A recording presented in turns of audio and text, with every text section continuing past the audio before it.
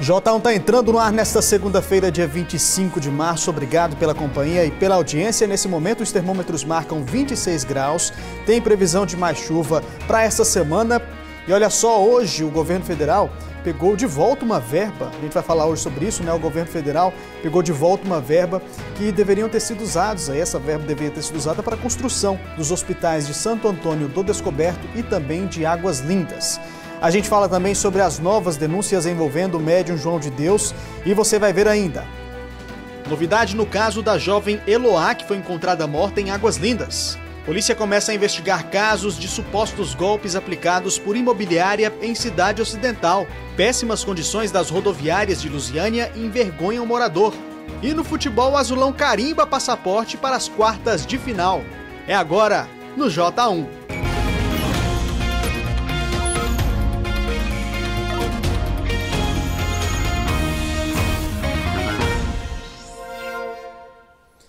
Meio-dia e 3, um ótimo começo de tarde para você.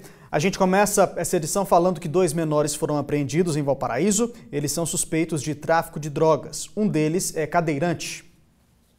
2 menores, um de 16 e o outro de 17 anos, foram apreendidos com uma grande quantidade de drogas em Novo Gama, através da Operação Fecha Goiás, que está acontecendo em várias cidades do estado, com o objetivo de oferecer segurança para a população.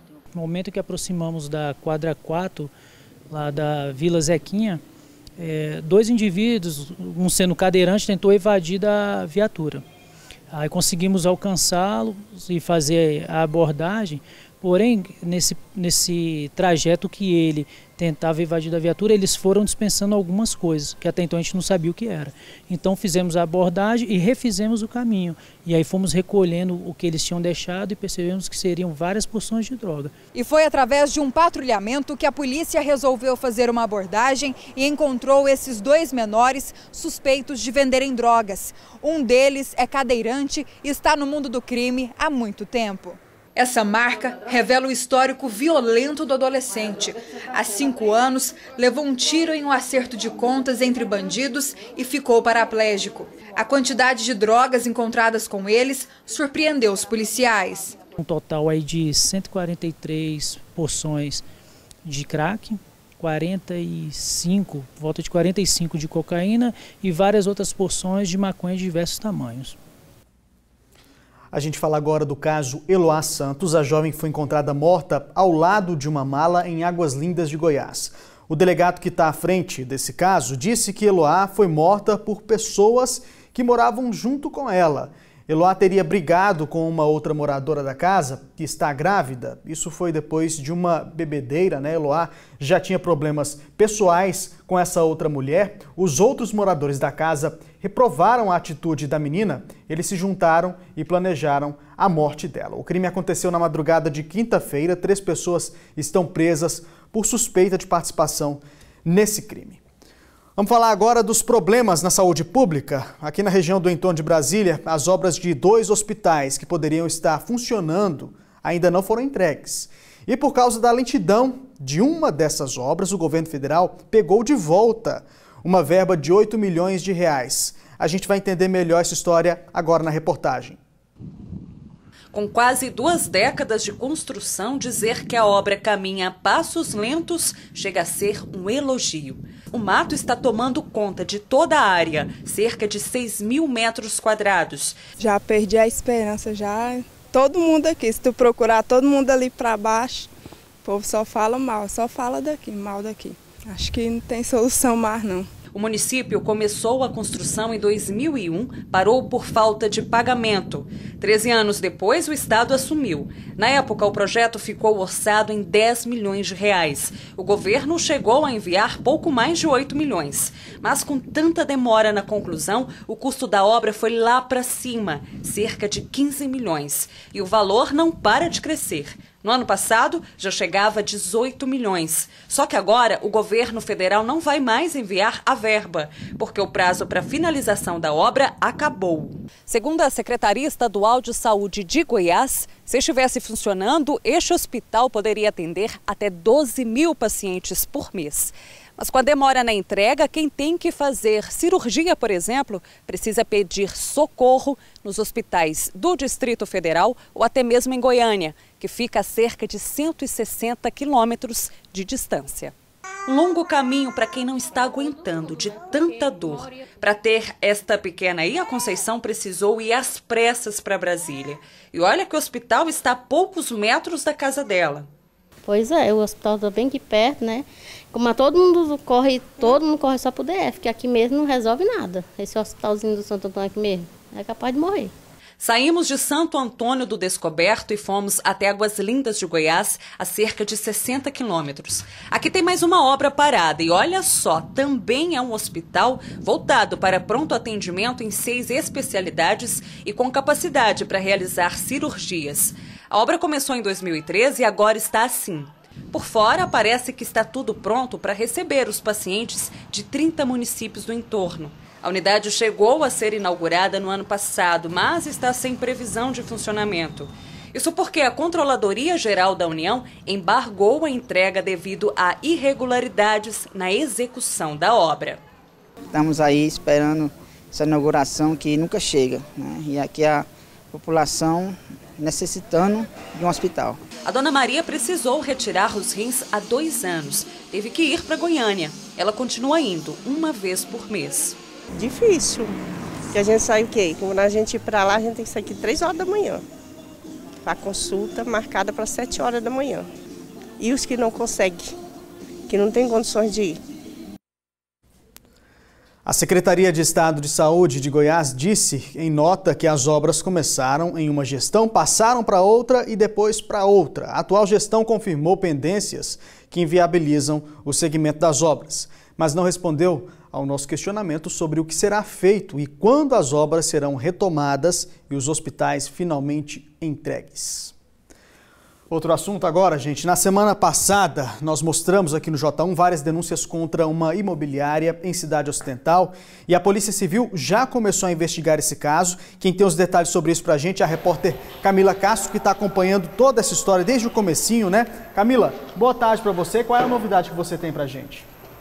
Olá, Anderson, boa tarde para você, boa tarde para todo mundo que está acompanhando o J1. Boa novidade é que várias pessoas procuraram a delegacia de Cidade Ocidental para denunciar a imobiliária Cleide Silva.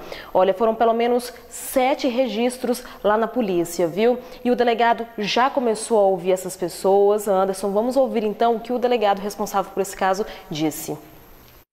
A Polícia Civil catalogou aqui todos os boletins de ocorrência em que as vítimas narraram serem, vítimas de estelionato desta imobiliária, e a investigação encontra-se adiantada e, posteriormente, ela também será escutada e o caso será mandado ao Poder Judiciário. Nós estamos aqui com a investigação apurando diversos crimes, dentre eles esses estelionatos, falsificação de documento público, além de falsidade ideológica e outros crimes que, porventura, possam estar conexos a este,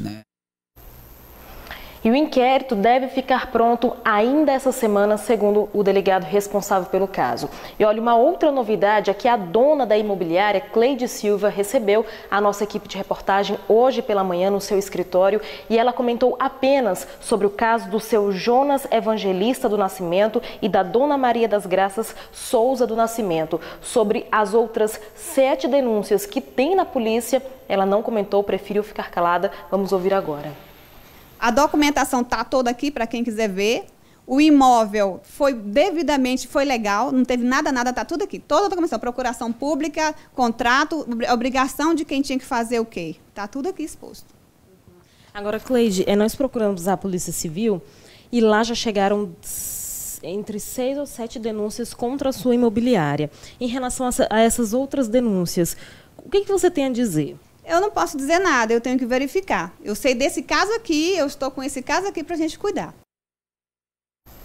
Complicado, né, Anderson? A gente segue acompanhando o desenrolar dessa história. Volto com você. Ela está com um caso para cuidar, faltam os outros, né? Vamos ver se isso vai ser resolvido ou não. A gente continua aqui à disposição dos moradores que se sentiram lesados em relação a esse assunto. Camila, obrigado, viu? Bom trabalho para você por enquanto. Daqui a pouco a gente volta a se falar sobre um outro assunto. Intervalo comercial.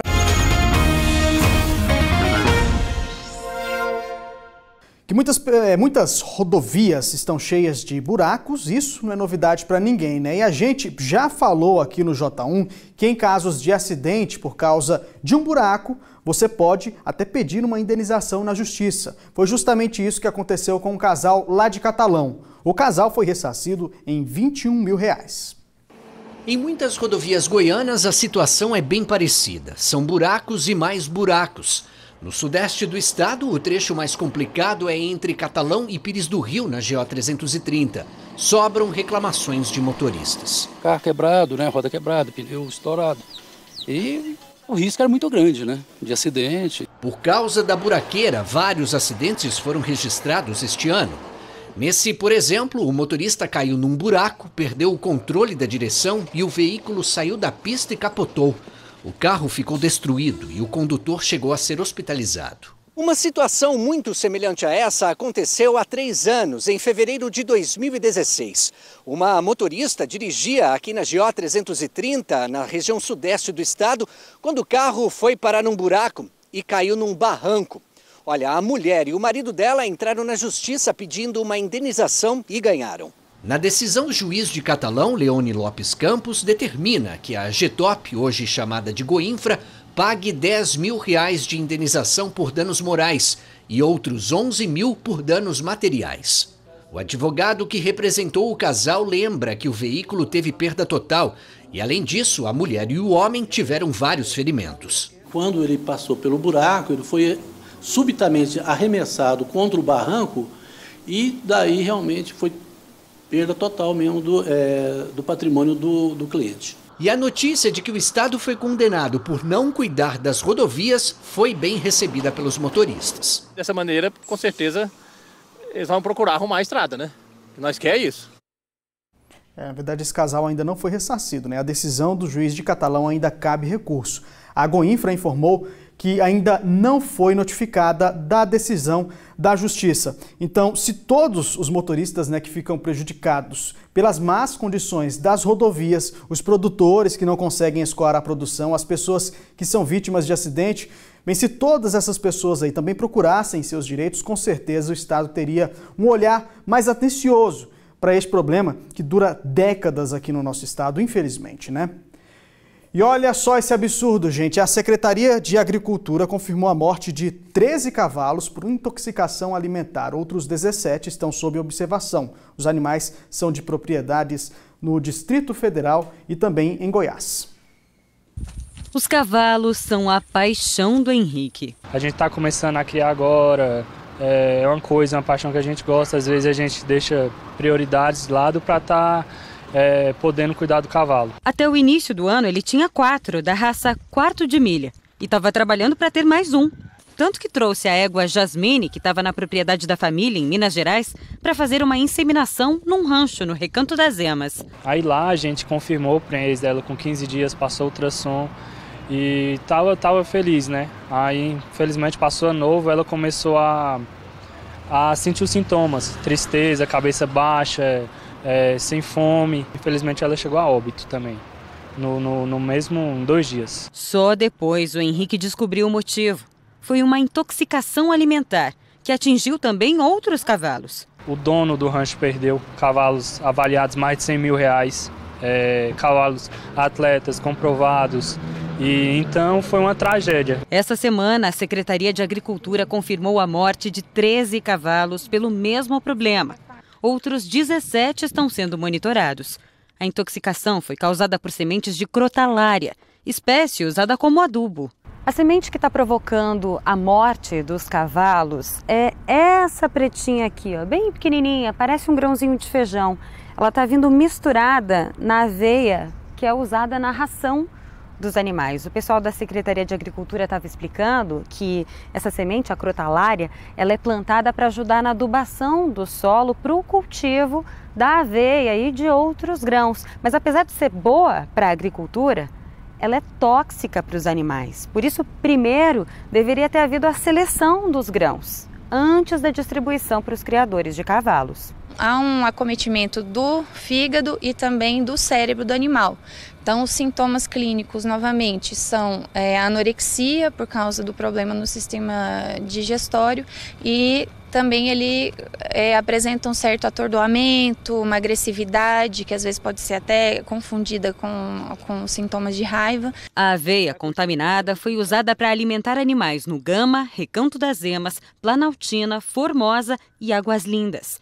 Segundo a Secretaria de Agricultura, o produtor rural que forneceu os grãos faz o plantio aqui mesmo, no DF. O Ministério da Agricultura, responsável pela fiscalização, foi notificado para atuar no caso. A orientação é para que os criadores suspendam o uso da aveia caso encontrem as sementes de crotalária. Nós também notificamos o produtor para que nos forneça a lista de todos os criadores que compraram esse material. Então vamos fazer algumas ações conjuntas, estamos trabalhando junto com o Ministério, estamos pensando agora em fazer realmente o recall o mais rápido possível. E olha só, caso você tenha um animal com mudanças aí de comportamento e desconfie da ração, você pode comunicar à Secretaria de Agricultura do Distrito Federal pelo telefone 61 3340 3862. E está mais barato registrar carros e motos financiados aí. O prazo para entrega de documentos como a carteira de habilitação vai ficar mais curto. Eu volto a falar com a repórter Camila Castro sobre esse assunto, que tem os detalhes sobre esse caso para a gente. Camila, boa tarde para você. Quanto que passa a valer essa agilidade aí no sistema do Detran? Pois é, Anderson, olha, esse tempo menor passa a valer a partir de abril. E para quem está financiando o carro vai conseguir alguns descontos, isso porque antes parte do serviço era terceirizado. E agora o Detran vai assumir essa transação entre a financeira e o cliente, aí barateando os custos no processo. E quem está tirando a CNH vai conseguir ter o documento em mãos muito mais rápido. Isso porque todos os setores do Detran envolvidos aí na confecção desse documento se uniram para dar mais agilidade no processo. Quem mora em Goiânia consegue pegar o documento em até 24 horas, mas o Detran disse que para o interior esse prazo será de 1 semana. Alguns testes já estão sendo feitos, segundo o Detran, isso tudo aí para reduzir as despesas e melhorar o atendimento ao cidadão. A gente já mostrou aqui várias vezes problemas, de atrasos no atendimento quando se trata do Detran, e que essas novas medidas aí a gente espera que realmente agilizem aí e melhore esses serviços. Volto com você.